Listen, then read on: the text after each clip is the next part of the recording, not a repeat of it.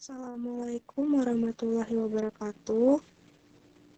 Izinkan saya mempresentasikan LKM Sifat Cahaya. Perkenalkan, nama saya Rahma Kurnia Dewi, asal Universitas Ahmad Dahlan, kelas PGSD 2B. Dengan NIM 20000005088. Di sini saya melakukan pada Jumat 17 Juni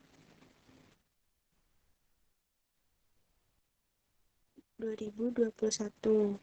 Kegiatan yang saya lakukan yaitu menyiapkan alat dan bahan, mencari fenomena yang menunjukkan cahaya, melakukan percobaan sederhana, mengerjakan hasil pengamatan, mengerjakan soal diskusi, membuat kesimpulan, dan presentasi.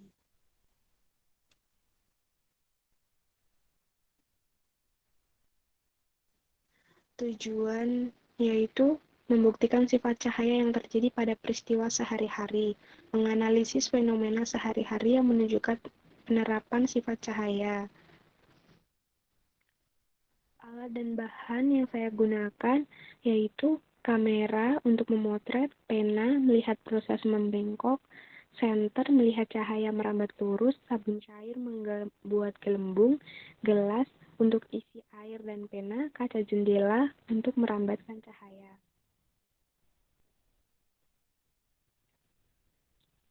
Dari hasil pengamatan yang saya lakukan yaitu sifat cahaya yang merambat lurus, cahaya yang dihasilkan oleh lampu senter, melihat sesuatu dalam keadaan gelap.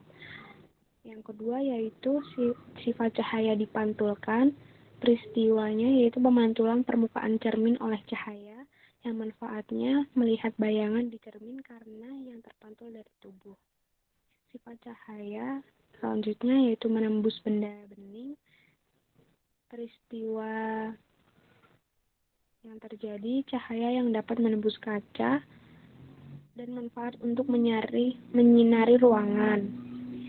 Lalu sifat cahaya dibiaskan saat kita melihat pena yang ada di gelas, maka pena terlihat membengkok. Manfaat melihat pena yang membengkok. Lalu sifat diuraikan, yang peristiwa yang terjadi saat mandi, gelembung sabun terkena cahaya. Yang manfaatnya membuktikan bahwa sifat cahaya dapat diuraikan.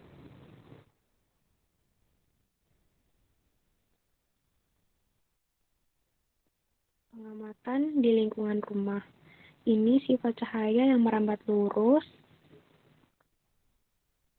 Lalu ini sifat cahaya yang dipantulkan.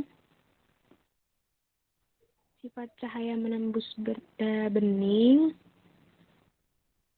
Dan lalu ini dibiaskan.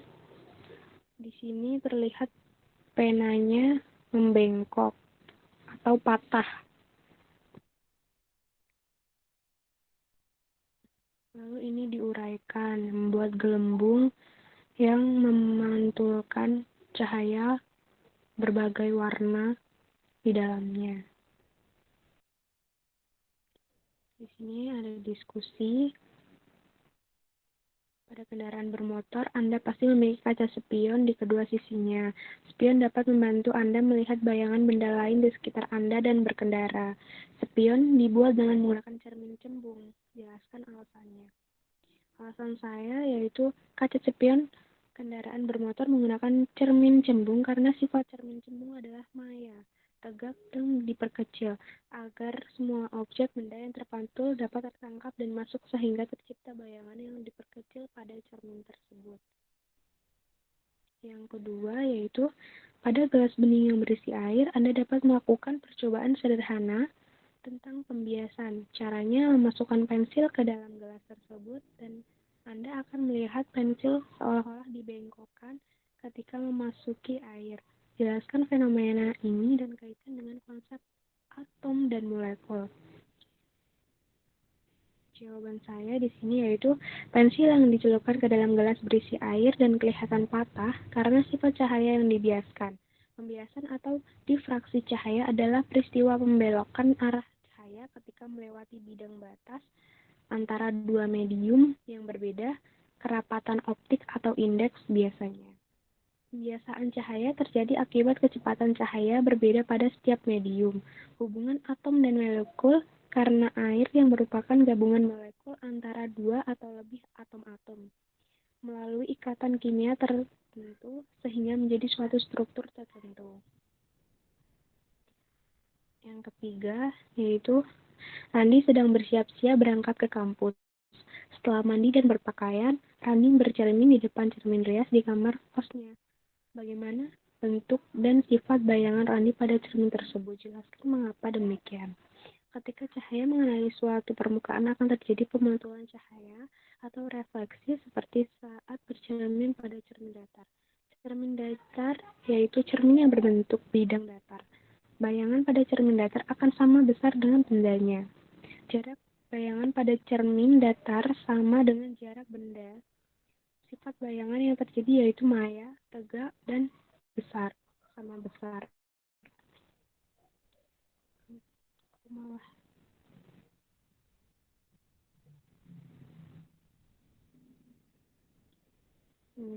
Yang nomor 4, Anda tentu sering melihat peristiwa terbentuknya pelangi setelah hujan. Uraikan proses terbentuknya warna-warna pada pelangi tersebut. Yaitu, ketika sinar matahari membentur hujan, sinar tersebut dibiaskan oleh butiran air di udara.